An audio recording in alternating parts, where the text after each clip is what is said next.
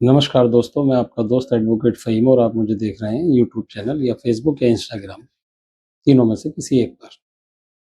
अगर आप junior advocate हैं या आप एडवोकेसी से जुड़े हैं या आप लॉ स्टूडेंट हैं या आप लीगल डिपार्टमेंट से किसी न किसी तरह से संपर्क में हैं या आप पर कोई मुकदमा या आप मुकदमे की पैरवी कर रहे हैं, तो हो सकता है कि ये वीडियो आपके लिए बहुत ज़्यादा ज़रूरी है।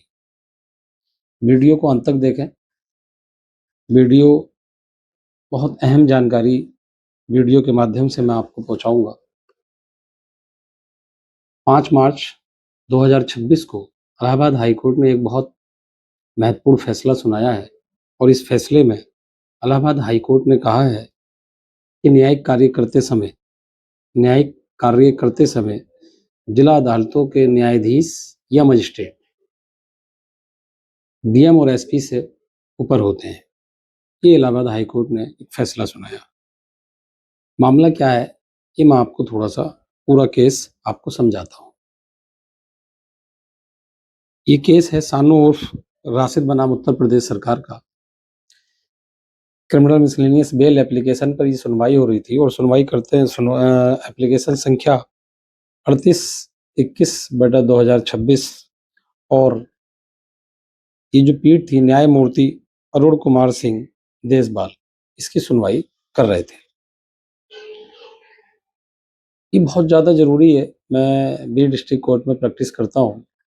कई बार मजिस्ट्रेट, कप्तान या जिलाधिकारी को आदेश करते हैं और आदेश पे डेट आ जाएगी और उधर से कोई रिपोर्ट मुहैया होती नहीं है। बहाना बना देते हैं कि प्रशासनिक काम में है साहब और हमें समय नहीं मिला। कुछ मजिस्ट्रेट हैं जो पावर का इस्तेमाल करते हैं, कुछ आया गया और उन्होंने उस एप्लीकेशन को रिजेक्ट किया है या वकील साहब ने नोट प्रेस किया, अमूमन ऐसा होता है। लेकिन इसी तरह के मामले में इलाहाबाद हाई कोर्ट ने बहुत सख्ती से एक आदेश पारित किया और मैं समझाता हूँ क्या है। मुख्य टिप्पणी है कि अधीनस्थ न्यायपालिका के अधिकार और सम्मान को रेखांकित करते हुए इलाहाबाद हाई कोर्ट ने एक महत्वपूर्ण फैसला सुनाया। हाई कोर्ट ने टिप्पणी की है कि न्यायिक कार्य का निर्वहन करते समय न्यायिक अधिकारी का दर्जा जिला कलेक्टर, डीएम और पुलिस प्रमुख एसपी से ऊपर होता है। न्यायमूर्ति अरुण कुमार सिंह देसवाल ने कहा कि जिला अदालतों द्वारा पारित न्यायिक आदेशों की अवहेलना करना पूरी तरह से अक्षम्य है, माफी योग्य नहीं है और ये कानून के अधिकार को चुनौती देता है। सख्त टिप्पणी की और उसके बाद आवेदक शानो उर्फ राशिद की जमानत अर्जी से जुड़े मामले में अब मानना की सुनवाई के दौरान ये आदेश पारित किया। ये मामला कहाँ का है, ये मैं आपको बताता हूँ। ये ललितपुर उत्तर प्रदेश में है और उसकी कोतवाली से जुड़ा मामला है। एसएचओ और विवेचक ने मजिस्ट्रेट जो मुख्य न्यायिक मजिस्ट्रेट ने 3 आदेश पारित किए। उसके बाद भी उन्होंने वीडियो रिकॉर्डिंग या कैमरे का डीवीआर माननीय न्यायालय को प्रस्तुत नहीं किया, ना ही कोई फुटेज प्रस्तुत की। आवेदक सानू पर इल्जाम यह है कि बजाज फाइनेंस लिमिटेड से जुड़े मामले में धोखाधड़ी करी है और भारतीय न्याय संहिता बीएनएस के तहत विभिन्न धाराओं में केस दर्ज कर लिया गया। आवेदक के वकील ने आरोप लगाया कि प्रार्थी और अभियुक्त को पुलिस ने 14 सितंबर 2025 को ही अवैध गिरफ्तारी कर ली थी, अवैध हिरासत में ले लिया, जबकि उसको ऑन पेपर और रिमांड के पेपरों में औपचारिकता जो गिरफ्तारी दिखाई वो 17 सितंबर 2025 की दिखाई। 4 दिन अभियुक्त को अवैध हिरासत में रखा।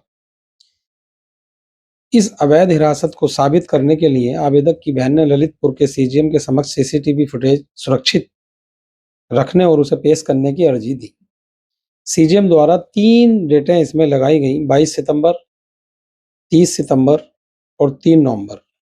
उसके बावजूद भी पुलिस ने माननीय न्यायालय में ना तो डीवीआर प्रस्तुत किया, ना फुटेज प्रस्तुत की और ना ही उसके मामले में कोई स्पष्टीकरण दिया। आवेदक के वकील ने इसमें दलील दी। वकील ने तर्क दिया कि औपचारिक गिरफ्तारी से पहले हिरासत में रखना मौलिक अधिकारों का हनन है और पुलिस अपनी अवैधता छिपाने के लिए जानबूझकर सीसीटीवी फुटेज दबा रही है। पुलिस की तरफ से और राज्य की तरफ से जो वकील थे, तो उन्होंने ये दलील दी कि ललितपुर कोतवाली के एसएचओ अनुराग अवस्थी और विवेचक नरेंद्र सिंह व्यक्तिगत रूप से पेश हुए और बिना शर्त माफी मांगी। उन्होंने दावा किया कि स्टोरेज क्षमता कम 2 महीने यानी कि डीवीआर की स्टोरेज क्षमता कम है, 2 महीने होने के कारण फुटेज डिलीट हो गई है। ललितपुर एसपी ने वीडियो कॉन्फ्रेंसिंग के जरिए बताया कि उन्होंने आदेश पालन के निर्देश दिए थे, लेकिन अधिकारियों ने हठधर्मी की जानकारी नहीं दी। हाई कोर्ट ने इस पर दोनों की दलीलें सुनी और फिर टिप्पणी दी। हाई कोर्ट ने जिला न्यायालय के संवैधानिक महत्व और न्यायिक आदेश का पालन करने की अनिवार्यता पर जोर दिया। न्यायपालिका के दर्जे पर सुप्रीम कोर्ट के ऑल इंडिया जजेस एसोसिएशन बनाम भारत संघ 2024 के फैसले का हवाला देते हुए न्यायमूर्ति देसवाल ने कहा कि जब एक न्यायिक अधिकारी, चाहे वे जूनियर डिवीजन का ही क्यों ना हो, अपने न्यायिक कार्य का निर्वहन कर रहा होता है, तो वे जिला मजिस्ट्रेट, जिला पुलिस कप्तान और यहाँ तक कि राज्य के राजनीतिक प्रमुख से भी ऊपर, यानी कि मुख्यमंत्री से, राज्य का जो राजनीतिक सुप्रीम लीडर हुआ वो मुख्यमंत्री हुआ, तो उससे भी ऊपर होता है। उनके न्यायालय में प्रवेश करने वाले किसी भी व्यक्ति से संबंधित न्यायिक मजिस्ट्रेट की कुर्सी का सम्मान करना होगा और न्यायिक मजिस्ट्रेट को आदेश का अवहेलना करने पर अदालत की अवमानना का सामना करना होगा। अदालत ने आगे जिला न्यायिक अधिकारी को न्यायपालिका की रीढ़ बताया, क्योंकि आम नागरिकों के लिए जिला अदालतों से ही राहत मिलती है। माननीय उच्च न्यायालय और उच्चतम न्यायालय तक बहुत गिने चुने लोग जाते हैं। पुलिस के आचरण पर भी टिप्पणी दी। अदालत ने पाया कि फुटेज न देने पर परमवीर सिंह बनाम बलजीत सिंह 2021 के फैसले का उल्लंघन है। कोर्ट ने नोट किया कि यूपी के कई थानों में सीसीटीवी कैमरों का सही रख रखाव न रखना नियमितता की विफलता बन गया है, जो सीधे तौर पर व्यक्तिगत स्वतंत्रता को प्रभावित करता है। अब मामला मानना पर चल रहा था। हाईकोर्ट ने माना कि सीजेएम के आदेशों की अनदेखी जानबूझकर की गई। न्यायालय ने अवमानना अधिनियम 1971 की धारा 10 के तहत अपनी शक्ति का प्रयोग करते हुए अधिकारियों के विरुद्ध अवमानना का मामला चलाया और उसमें दोषी पाया। अक्सर चीजें देखने को मिलती हैं कि पुलिस और कर्मचारी बहुत ज्यादा हठधर्मी करते हैं और इतनी हठधर्मी करते हैं कि कई बार मजिस्ट्रेटों के आदेश होते रहते हैं और ये किसी भी आदेश का पालन नहीं करते हैं।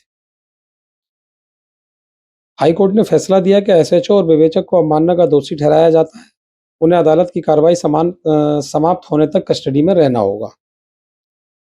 अवैध हिरासत पर मुआवजा 14 से 16 सितंबर 2025 तक की हिरासत पर अवैध मानते हुए कोर्ट ने न राज्य सरकार के आवेदक को 1 लाख रुपए मुआवजा देने का आदेश दिया और साथ ही उसकी जमानत मंजूर कर ली।